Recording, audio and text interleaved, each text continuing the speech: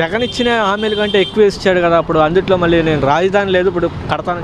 అది ఏంటంటే జగన్ ఇచ్చిన దానికన్నా ఎక్కువ ఇస్తానన్నాడు. జగన్ ఎందుకు చెప్పలేదు? ఇప్పుడు మీ కొడుకులే ఉన్నారు, నువ్వు ఇంతవరకే తేగలను అంటావు, అవునా? ఇప్పుడు జగన్ కూడా ఇచ్చేయచ్చు కదా.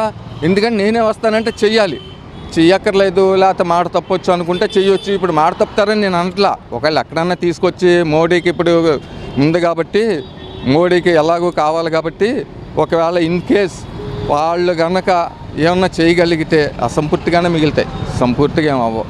ఆ ల్యాండ్ టైటిలింగ్ యాక్ట్ అవుతుంది కదా, బీజేపీ నీతి ఆయోగ్ తీసుకొచ్చింది, దాన్ని ఒకటి బాగా అన్పాపులర్ చేసి ప్రజల్లో తీసుకెళ్లారు, వ్యక్తిగతంగా తీసుకెళ్లారు.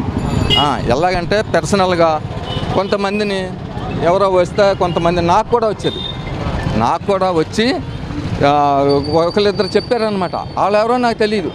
ఏంటంటే ల్యాండ్ టైటిలింగ్ మంచిదే కదా